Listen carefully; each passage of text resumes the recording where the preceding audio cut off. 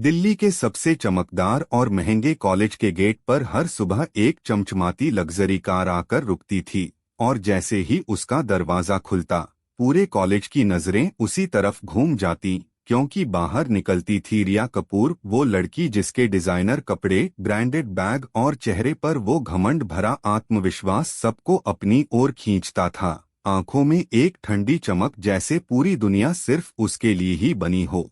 और जब वो चलती तो लगता मानो जमीन भी उसके कदमों के नीचे खुद को संभालती हो। लेकिन उसी गेट के थोड़े पास हर सुबह एक साधारण सा लड़का खड़ा रहता था, सस्ते कपड़े पहने, पुराने जूते और कंधे पर एक कपड़े की थैली लटकाए, हाथ में चाय का थर्मस पकड़े। उसका नाम था विक्रम सिंह, जो कॉलेज में पढ़ाई भी करता था और कॉलेज के बाहर चाय भी बेचता था, क्योंकि घर की जिम्मेदारियां उसके कंधों पर इतनी भारी थीं कि वो रुक नहीं सकता था।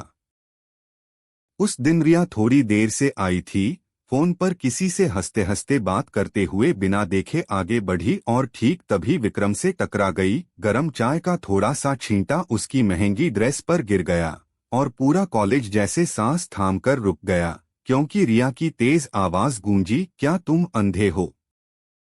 उसकी वो आवाज न सिर्फ तेज थी बल्कि जहर से भरी हुई थी, जैसे किसी ने उसके घमंड पर चोट कर दी हो। विक्रम ने तुरंत सिर झुका लिया और धीमे से बोला, सॉरी मैम, गलती हो गई। उसके शब्दों में डर नहीं था, बल्कि एक गहरा सम्मान था जो उसकी परवरिश की निशानी था। लेकिन रिया ने उसे ऊपर से नीचे तक घूरा, फिर उसकी थैली, थर्मस पर नजर डाली और होठों पर एक ऐसी हंसी आई जो खुशी की नहीं बल्कि किसी की औकात पर मखौल उड़ाने वाली थी। वो बोली, तुम जैसे लोग अब इस कॉलेज में पढ़ने लगे हैं या पढ़ाई के साथ साथ नौकरियां भी कर रहे हो? और आसपास की कुछ लड़कियां और लड़के हंस पड़े, लेकिन विक्रम ने कुछ नहीं कहा, क्योंकि वो जानता था कि गरीबी का जवाब शब्दों से नहीं बल्कि मेहनत से दिया जाता है। उसने बस इतना कहा, मैम, ड्रेस की ड्राई क्लीनिंग का पैसा मैं दे दूंगा। लेकिन रिया ठहाका मारकर हंस पड़ी और बोली, तुम्हारी औकात तो मेरी एक दिन की कॉफी जितनी भी नहीं होगी।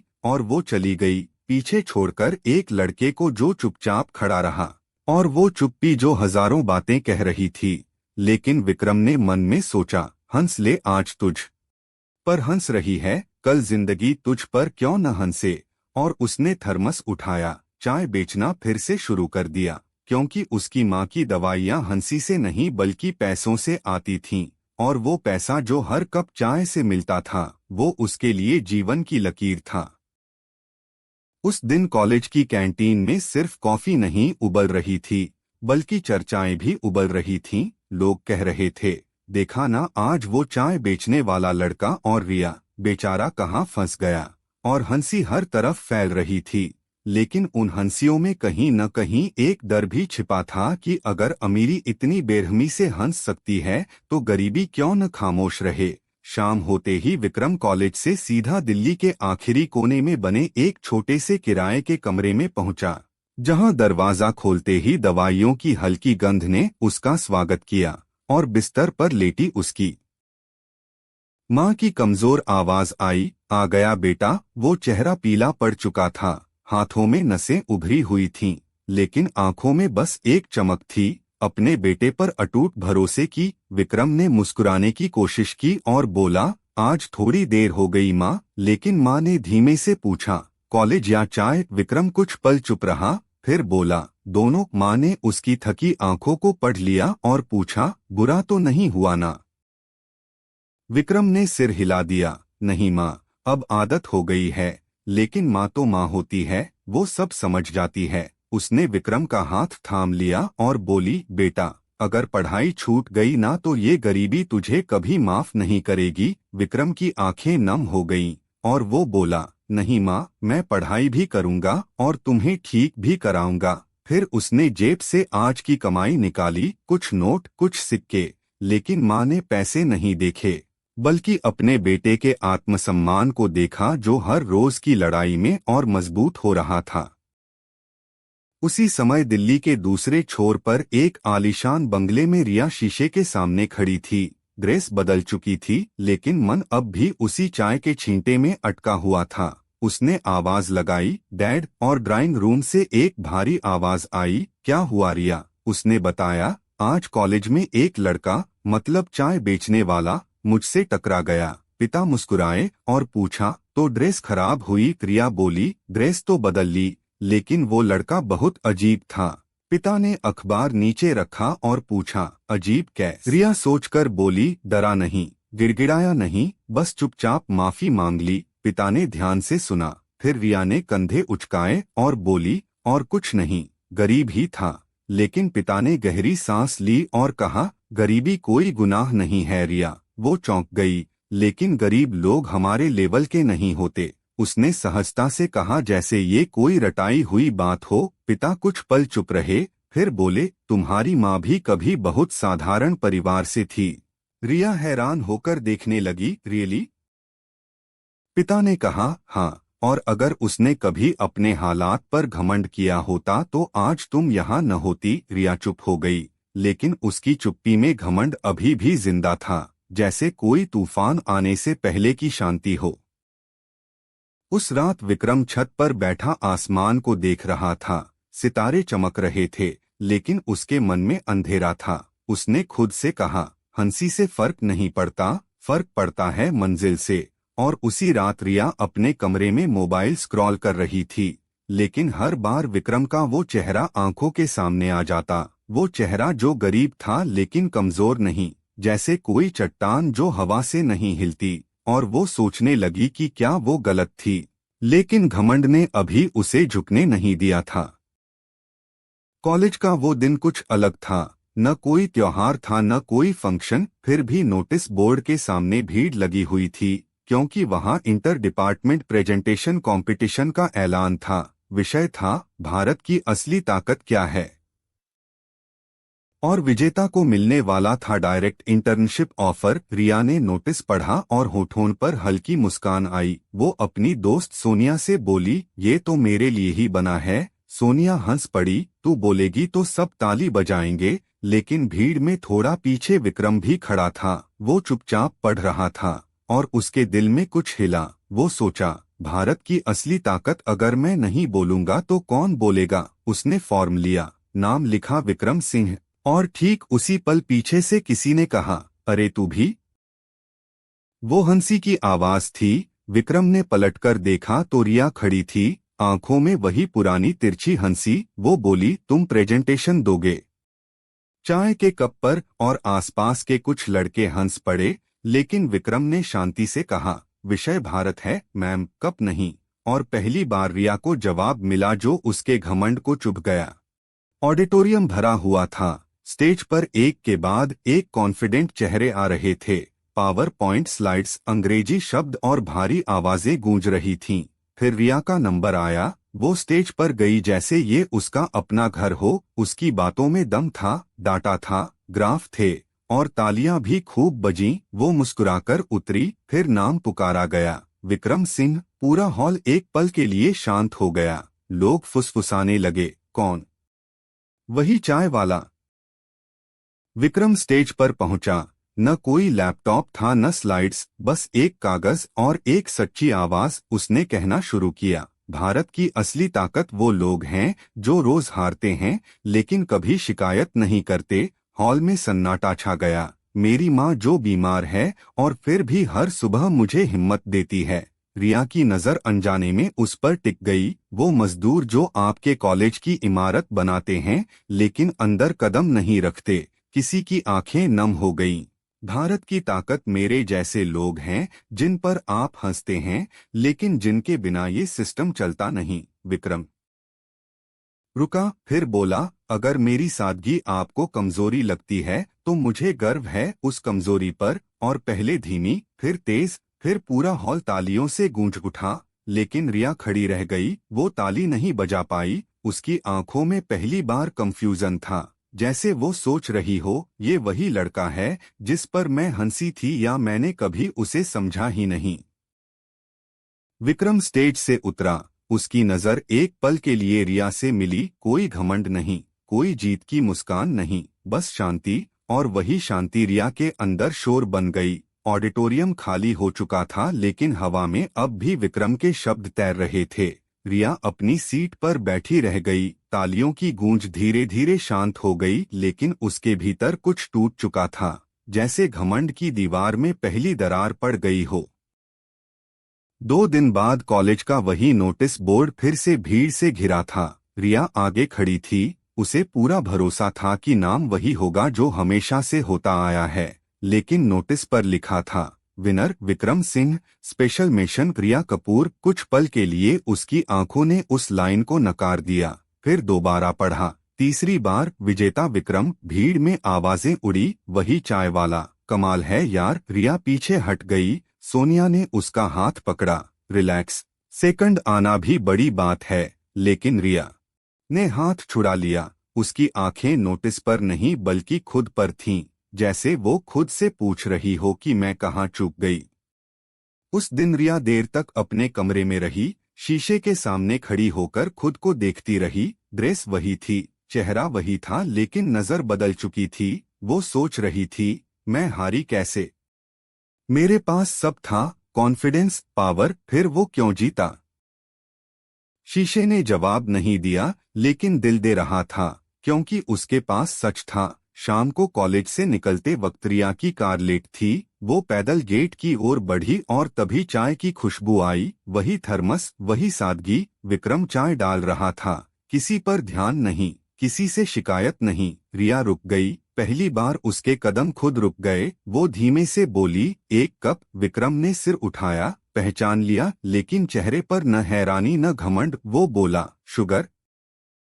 रिया ने सिर हिलाया। उसने पैसे आगे बढ़ाए, लेकिन विक्रम ने लेने से पहले कहा, आज जीत की खुशी में मेरी तरफ से। रिया चौंक गई। तुम मुझसे नाराज नहीं हो? विक्रम ने कप आगे बढ़ाया। नाराजगी वक्त और ताकत मांगती है, मेरे पास दोनों नहीं हैं। वो शब्द रिया के सीने में लगे। उसने कप लिया, हाथ कांप रहा था। मैंने उस दिन। उसकी आवाज फंस गई। बहुत बुरा कहा था। विक्रम चुप रहा। वो चुप्पी किसी सजा से कम नहीं थी। फिर रिया बोली, सॉरी। पहली बार किसी गरीब से नीचे देखकर कहा। विक्रम ने उसकी ओर देखा, फिर हल्की मुस्कान दी। माफी भी मायने रखती है, जब वो आदत बदल दे। रिया की आंखें भर आईं। वो माफी मांग चुकी थी, लेकिन दिल अभी भी झुका नहीं था, क्योंकि असली झुकाव अभी बाकी था। उस रात बारिश हो रही थी। दिल्ली की सड़कें भीग रही थीं और विक्रम का कमरा हमेशा की तरह अंधेरे में डूबा था। वो अपनी माँ के पास बैठा था। उसकी सांसें भारी हो रही थीं। सीने का उतार चढ़ाव डराने लगा था। माँ ने धीरे से कहा, बेटा। विक्रम झुक गया। हाँ माँ, आज चाय मत बेचना, थक गया होगा। विक्रम ने जबरदस्ती मुस्कान ओढ़ ली। मैं ठीक हूँ माँ, आप बस सो जाओ। लेकिन भीतर उसका दिल डर से कांप रहा था। अचानक माँ को तेज खांसी आई। हाथ कांपने लगे। विक्रम घबरा गया। माँ। उसने तुरंत पड़ोसी को बुलाया। ऑटो बुलाओ, जल्दी। बारिश में भीगते हुए ऑटो अस्पताल पहुंचा। डॉक्टर बाहर आए, चेहरा गंभीर। इन्हें आईसीयू में डालना पड़ेगा अभी। विक्रम का दिल बैठ गया। डॉक्टर साहब, कितना खर्च आएगा? डॉक्टर ने फाइल देखी। कम से कम 50,000 रुपए। विक्रम के पैरों तले जमीन खिसक गई। उसकी जेब में थे सिर्फ 3,200 रुपए। वो अस्पताल के बाहर बेंच पर बैठ गया। बारिश अब भी गिर रही थी। उसने सिर झुका लिया। आज अगर पैसे होते तो माँ। उसने पहली बार खुद को इतना कमजोर महसूस किया। उसके फोन में एक नंबर चमका। रिया कपूर। उसका हाथ कांप गया। नहीं, मैं उससे मदद नहीं मांग सकता। लेकिन आईसीयू के दरवाजे के पार माँ की आवाज उसके कानों में गूंज गई। उसने कॉल किया। हेलो, रिया की आवाज थी। मैं विक्रम बोल रहा हूँ। कुछ पल सन्नाटा। हाँ बोलो। आवाज सामान्य थी। मेरी माँ अस्पताल में है। शब्द टूट रहे थे। मुझे पैसों की जरूरत है। फोन के उस तरफ सन्नाटा छा गया। विक्रम ने आंखें बंद कर लीं। यही वो पल था जहां वो सच में झुक गया था। रिया खिड़की के पास खड़ी थी। बारिश वही थी, लेकिन इस बार उसके भीतर भी। उसने बिना सवाल पूछे कहा, कौन सा अस्पताल? विक्रम चौंक गया। क्या? मैं अभी निकल रही हूँ। 1 घंटे बाद अस्पताल के बाहर एक कार रुकी। रिया उतरी, बिना मेकअप, बिना घमंड, सिर्फ एक इंसान की तरह। विक्रम ने उसे देखा और पहली बार नजरें झुका लीं। माफ करना। उसकी आवाज भारी थी। रिया ने कुछ नहीं कहा, सीधे काउंटर पर गई, कार्ड निकाला। आईसीयू फीस पूरी। विक्रम के हाथ कांपने लगे। उसने कुछ कहना चाहा लेकिन शब्द नहीं मिले। वो धीरे धीरे झुक गया। मैं ये कभी नहीं भूलूंगा, कभी नहीं। रिया ने उसे उठाया। मत भूलना, बस बदल जाना। उसकी आंखों में न घमंड था न एहसान, सिर्फ एक सच। आज अगर मैं अमीर हूं तो ये मेरी किस्मत है, लेकिन आज अगर मैं इंसान हूं तो ये तुम्हारी वजह से। सुबह डॉक्टर बाहर आए। खतरे से बाहर हैं। विक्रम की आंखों से आंसू बह निकले। उसने मुड़कर देखा। रिया कुर्सी पर बैठी थी, थकी हुई लेकिन शांत। वो जान गया कि आज कोई नहीं जीता, आज दोनों इंसान बने थे। कॉलेज में ये बात आग की तरह फैल गई। लोग कहते, सुना, रिया रात भर अस्पताल में थी। किसके साथ? वही विक्रम के साथ। कैंटीन, लाइब्रेरी, कॉरिडोर, हर जगह एक ही चर्चा। वो अमीर लड़की और वो चाय बेचने वाला, कुछ तो है। रिया जब कॉलेज आई तो पहली बार लोगों की नजरें उसके कपड़ों पर नहीं बल्कि उसके फैसलों पर थीं। वो चुप थी, न हंसी न तंज, बस अपने नोट्स में डूबी हुई। सोनिया ने धीरे से पूछा, तू ठीक है? रिया ने सिर हिलाया। मैं सोच रही हूँ। किस बारे में? कि हम किन पर हंसते हैं और किन के सामने एक दिन खुद झुक जाते हैं। सोनिया चुप हो गई। दूसरी तरफ विक्रम फिर से कॉलेज गेट पर चाय बेच रहा था। सब कुछ वही था, थर्मस, कप, सादगी। लेकिन अब लोग उसे देखकर हंसते नहीं थे। कुछ रुकते, चाय लेते और पैसे पूरे देते। किसी ने कहा, भाई प्रेजेंटेशन कमाल था। विक्रम मुस्कुराया, धन्यवाद। उसके भीतर कोई घमंड नहीं था, क्योंकि उसने जीत खुद को बदलकर नहीं बल्कि खुद को बचाकर पाई थी। अस्पताल में माँ होश में थी, कमजोर थी लेकिन आंखें चमक रही थीं। वो लड़की बहुत अच्छी है। विक्रम चुप रहा। जिसने मदद की उसकी आंखों में दया नहीं थी। माँ ने धीरे से कहा, सम्मान था। विक्रम की पलकें नम हो गईं। उस रात रिया सो नहीं पाई, सोचती रही, अगर मैं उस दिन हंसी न होती, अगर मैं इंसान को पहले देखती। उसके पिता कमरे में आए। आजकल शांत रहती हो? रिया ने पहली बार सीधे देखा। डैड, क्या इंसान की कीमत उसके पैसों से तय होती है? पिता मुस्कुराए, तुम्हें जवाब मिल गया है, इसलिए सवाल आया है। रिया की आंखें झुक गईं। कॉलेज में एक कार्यक्रम घोषित हुआ, सोशल लीडरशिप सेमिनार। विशेष अतिथि छात्र प्रतिनिधि। प्रोफेसर ने नाम लिया, विक्रम सिंह। पूरा हॉल तालियों से भर गया। रिया ने ताली बजाई पूरे मन से। कार्यक्रम के बाद सबके सामने रिया स्टेज पर गई, माइक पकड़ा। आज मैं किसी प्रतियोगिता के लिए नहीं, किसी जीत के लिए नहीं। हॉल शांत हो गया। मैं माफी मांगने आई हूँ। उसने नजर घुमाई। विक्रम सामने बैठा था। रिया ने सबके सामने अपना सिर झुका दिया। उस दिन मैंने तुम्हारी सादगी पर हंसा था, आज उसी सादगी के सामने मैं झुकती हूँ। हॉल में सन्नाटा छा गया। विक्रम खड़ा हुआ। अगर ये झुकना किसी और को इंसान बना दे तो ये सबसे बड़ी जीत है। हॉल में धीमी तालियां गूंजने लगीं। कार्यक्रम के बाद रिया अकेली बैठी थी। उसके भीतर एक अजीब सा खालीपन था।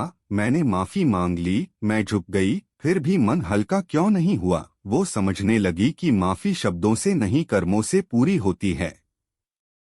उसी शाम विक्रम अस्पताल पहुंचा। माँ को डिस्चार्ज मिल गया था। बेटा, आज कॉलेज में क्या हुआ? विक्रम मुस्कुराया, कुछ नहीं माँ, बस लोग थोड़ा बदल गए। माँ ने उसका माथा छुआ। तू बदला है? विक्रम ने सिर हिलाया, नहीं, बस वही हूँ। माँ की आंखों में सुकून था। रात को डिनर टेबल पर रिया ने अचानक कहा, मैं इंटर्नशिप नहीं ज्वाइन करूंगी। पिता चौंक गए। क्यों? मैं पहले खुद को समझना चाहती हूँ और मैं उस एनजीओ में काम करना चाहती हूँ जहाँ स्लम के बच्चों को पढ़ाया जाता है। पिता कुछ पल चुप रहे, फिर मुस्कुराए। तुम्हारी माँ आज होती तो गर्व करती। रिया की आंखें भर आईं। अगले हफ्ते रिया सादा कुर्ता पहनकर स्लम एरिया पहुंची। बच्चों ने हैरानी से देखा, आप टीचर हो? रिया मुस्कुराई, सीखने आई हूँ। कॉलेज गेट के पास विक्रम चाय डाल रहा था। रिया वहां पहुंची, इस बार कोई कार नहीं। एक कप। विक्रम ने देखा, मुस्कुराया। शुगर नहीं, अब आदत नहीं रही। दोनों हंसे, लेकिन ये हंसी अब किसी पर नहीं थी। वो प्यार नहीं था, अभी नहीं। वो था सम्मान, समझ और एक साझा सफर, क्योंकि कुछ रिश्ते नाम से नहीं, नियत से बनते हैं। स्लम एरिया में रिया को काम करते 1 महीना हो चुका था। अब वो वहाँ अमीर लड़की नहीं थी, बल्कि दीदी थी। कच्चे कमरे में 10 बच्चे जमीन पर बैठे थे। टूटी स्लेट, छोटे हाथ और बड़ी बड़ी आंखें। एक बच्चे ने पूछा, दीदी, पढ़ लिख कर हम भी बड़े आदमी बन सकते हैं ना? रिया रुक गई। पहले वो कहती हाँ बिल्कुल, लेकिन आज बोली तुम पहले अच्छे इंसान बनो, बड़ा आदमी अपने आप बन जाओगे। उसके अपने शब्द उसे ही चुभ गए। शाम को सहेलियां मिली। एक ने हंसते हुए कहा, एनजीओ? सीरियसली, ये सब शौक है ना? दूसरी बोली, कुछ दिन में बोर हो जाएगी। रिया ने पहली बार कोई सफाई नहीं दी, बस बोली हो सकता है, लेकिन अगर आदत बन गई ना? तो सब चुप हो गए। विक्रम अब भी सुबह कॉलेज, शाम चाय, रात माँ की देखभाल करता था, लेकिन अस्पताल का कर्ज अभी भी सिर पर था। एक शाम ठेकेदार आया, अगर पैसे नहीं दिए तो कमरा खाली करना होगा। विक्रम चुप रहा, कागज पर तारीख देखी, 7 दिन। उस रात वो देर तक छत पर बैठा रहा। मैंने कभी किसी से कुछ नहीं मांगा, आज माँ के लिए मांगना पड़ेगा। उसके सामने एक रास्ता था, एक बड़ी कंपनी का ऑफर, अच्छी सैलरी, लेकिन शर्त कॉलेज छोड़ना। उसी रात रिया ने पिता को सब बता दिया। मैं बदलना चाहती